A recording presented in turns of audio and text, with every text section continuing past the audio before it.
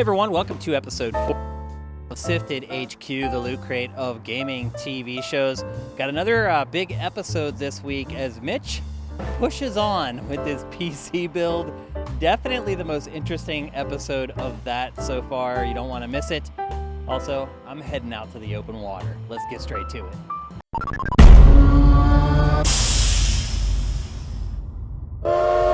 If you're looking for the best way to spend your money this week, Turned Up Tuesday has you covered with the best games, albums, movies, and TV shows. May has been absolutely brutal for new video games, but the month definitely finishes strong. Mortal Kombat 11 was released a little over a year ago, and today we get a huge chunk of DLC called Aftermath. This story-driven expansion kicks off right at the end of the base game, and includes Shang Tsung, who is voiced by the actor who portrayed him in the original 1995 film. New fighters include Shiva, Fujin, and Robocop, along with 3 new skin packs and friendships. $40 seems like a lot for an expansion to a fighting game, but this one looks like it'll be worth it. Prepare to fight on all major platforms. The Shantae series has been an indie darling since 2002, but it's just now starting to resonate with a wider audience. Enter Shantae and the Seven Sirens. This side-scrolling platformer has Shantae trying to stop a crime wave using a new relic system that allows you to unlock new powers and customize moves in addition to her many transformations. Find out why you can no longer keep this genie in the bottle on Thursday when it releases for all major platforms. Phantasy Star Online 2 has been quarantined to Japan since way back in 2012, but fan outcry has worked, and it's finally coming to the West for PC and Xbox One tomorrow. The free-to-play cooperative online action RPG offers dual audio support with English and Japanese voiceovers, along with new tracks sung in English. Unlike a lot of MMOs, PSO2 includes sci-fi guns for its ranged characters, giving it a unique charm. The first Phantasy Star Online has been discussed for decades. Now you can find out why. Xenoblade Chronicles is one of the Nintendo Wii's best games, but it's been trapped on that platform for the last 8 years. That all changes when the game's definitive edition launches on Friday for Switch. The game has stood the test of time, and it's about to reach a whole new audience. This new version features enhanced visuals, updated controls, remixed music, and a new epilogue set 1 year after the main game. It was a gigantic game when it was released in 2012, and now it has even more content. Do not hesitate. Concerts and festivals are all going online with the pandemic, but those events can't even happen unless new music is being released. After a false alarm around a month ago, Lady Gaga is finally ready to release her new album, Chromatica. It's hard to believe the pop diva is already on her 6th studio album. Time sure flies, and according to early reviews, so does her new release. She's teamed up with Ariana Grande for one of the tracks, but don't expect a huge departure from her electronic pop bursts and soaring vocals. She's back, but about that tour. Washington, D.C. is known for straight-edge hardcore and that D.C. sound from bands like Fugazi. Bad Moves grew up in that era, and you can hear it in their pop-punk sound. The band's 2nd studio album, Untenable, includes another collection of hard-driving but fun songs. If you're looking for something aggressive that won't make you blow your top, it's a great choice on Friday. Or maybe you do want to smash things. It's hard to blame you right now, and Static X's new album, Project Regeneration, is the perfect soundtrack. The band's mid-tempo industrial metal returns for the 7th studio album, and returns is the most important word here, because these songs were written before the lead singer died of an overdose back in 2014. If you're a fan of bands like Slipknot and that mix guitars and keyboards, this is a no-brainer when it releases on Friday. A brand new streaming service called HBO Max steps into the ring tomorrow, so finally this section of Turned Up Tuesday has some meat on its bones. One of HBO Max's new shows puts a new spin on the classic late-night talk show. The Not Too Late Show with Elmo is like Jimmy Kimmel for your 5-year-old. Yes, a puppet hosts this show, and the only thing that is certain is you never know what you're going to get. It's getting some huge guests like the Jonas Brothers, Andy Cohen, Sierra, Jimmy Fallon, the Batman, and a lot more. So apparently, Elmo has some pull. A new electronic babysitter has arrived. HBO Max will include all kinds of content, and one of its biggest documentaries is called On the Record. It follows the sexual abuse and harassment claims against music mogul Russell Simmons. It includes interviews with over 20 female accusers, but centers around Drew Dixon, who shares her story of becoming an A&R executive at Def Jam Records and the alleged abuse that followed. It's sure to cause a firestorm inside the hip-hop industry when it debuts tomorrow. Proving further that everything old is new again, HBO Max is relaunching Looney Tunes. This classic cartoon IP has been revived with 1,000 minutes of new content spread across 11-minute episodes. The full release schedule hasn't been announced, but Bugs Bunny and the crew look to have retained the sharp wit that made them icons for almost a century. Enjoy sharing a piece of your childhood with your kids tomorrow. There may be a new contender in town, but Netflix isn't going down without a fight. Steve Carell has teamed up once again with the creators of The Office for this sitcom set inside America's absurd new military arm called Space Force. The show shares the same name and chronicles the branch's attempt to reach the moon across 10 episodes. It remains to be seen if Space Force will have the same writing chops and acting The Office enjoyed for its 9-season run, but it appears to be starting on the right foot when it launches on Friday. Welcome to our survival guide for Maneater. This Shark PG may seem like a big bucket of chum, but have you tried to buy a game lately? There aren't a lot of options, and there's no denying this open world game is something different.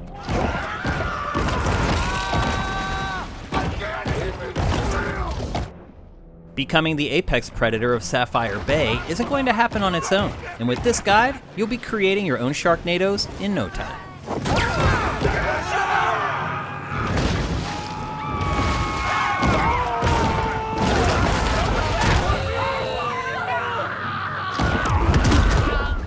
You begin the game as a full-grown bull shark, but unforeseen circumstances force you to restart as a pup.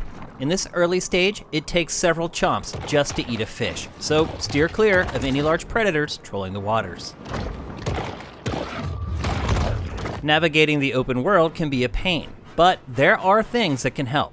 The world is designed a bit like a Metroid game, with doors that can only be opened once you've attained specific abilities. If you're confused on what to do next, backtrack. Chances are there's a new path you can access, and if all else fails, look for a place where you can jump over a barrier.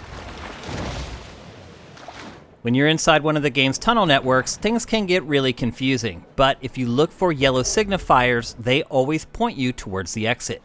Maneater is an RPG, and your shark will evolve over time and learn new abilities. You might be inclined to focus on just one of the 3 mutation paths, but that would be a huge mistake. The ecology in the game functions on a rock, paper, scissors system where each discipline is effective on a very specific enemy type. You'll need all 3 to make progress, so don't put all your eggs in one basket.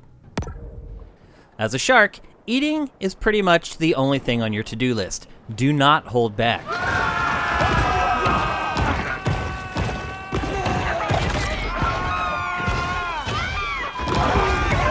Every creature supplies a specific set of nutrients that you'll need to level up and evolve. Eventually, you'll square off against tougher creatures that won't take being eaten lightly. You often have to chip away at their health bars, while just a couple bites can zap yours. Especially in the early game, the best tactic is to take a couple bites, retreat, and eat a fish to replenish your health. Rinse and repeat. Enemies will track you over long distances, so don't get lazy. Eventually, you're going to get tracked down by bounty hunters in boats. It might seem sensible to try and learn the intricacies of the combat system while laser scopes are tracking you through the water, but don't get cute. The game's healthy lock-on mechanic means jumping out of the water and then spamming the bite button is more than enough to send most of them packing. And as a final note, don't worry about upgrading the sonar much if you're not planning on collecting everything. That's about all it's good for, and you don't need it to see waypoints to the next objective. When we built SIFTD, we designed it to save busy adult gamers as much time as possible. And we're doubling down with Noobs, our show that rounds up all the newest game announcements. No matter where you live, it's obvious that traffic lights help keep the peace. That's your goal in Urban Flow, where you take control of traffic routing in hopes of creating a harmonious community.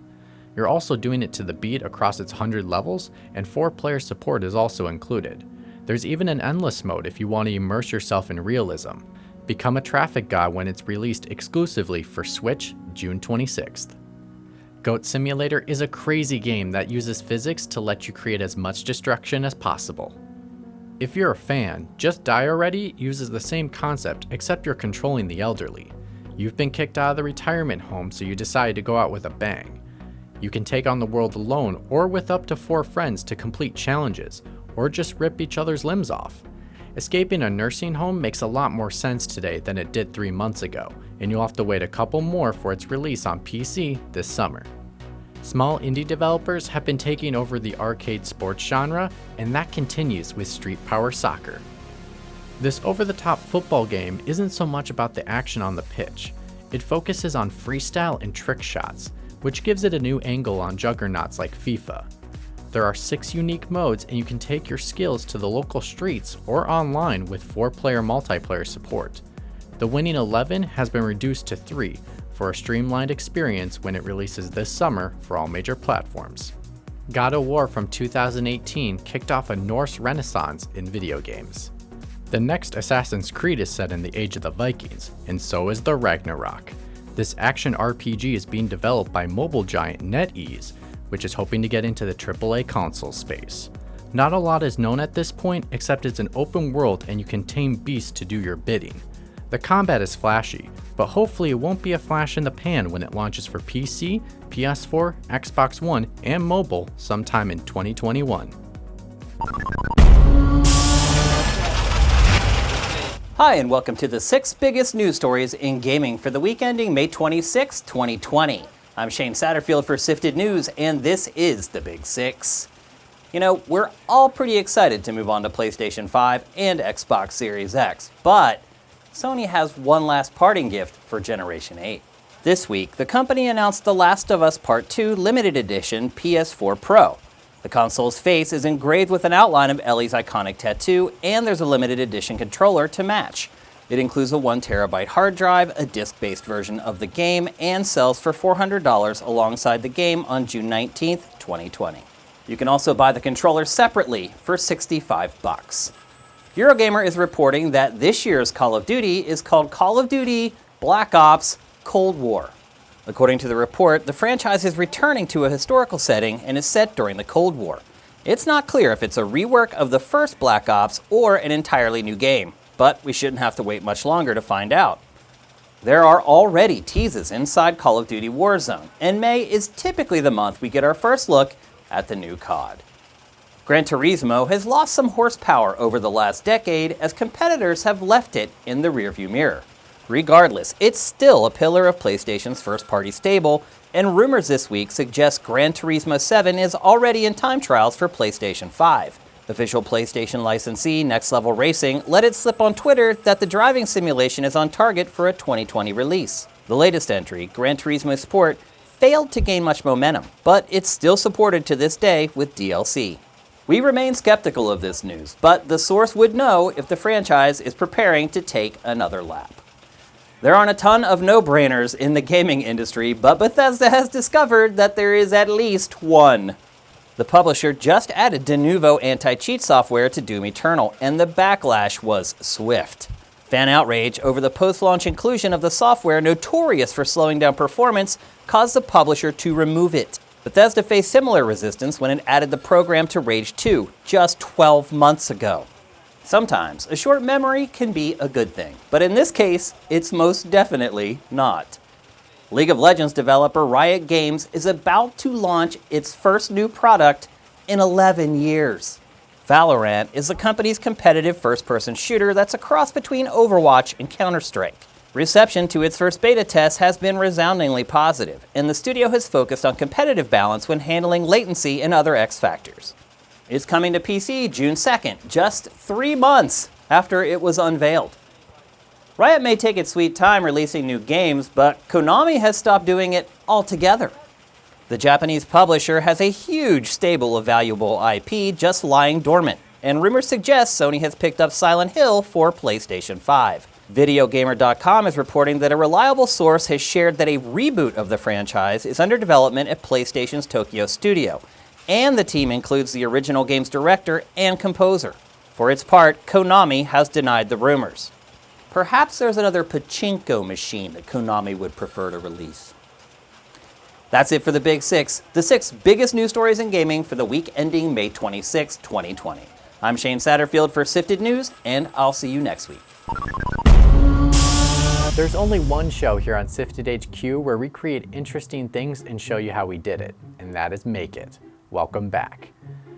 We are now diving into my PC, where I've received every single part except for my power supply. So I went ahead and already started creating my PC. Take a look of where I've gotten so far. I first started with my motherboard. When I took it out of the packaging, it came with instructions for attaching all my components to it. When I was placing my Ryzen CPU into my motherboard, I did forget the locking pin was facing up and accidentally hit the bottom part of my CPU. In checking it, I did not see any damage to the bottom, but I'm still nervous about it.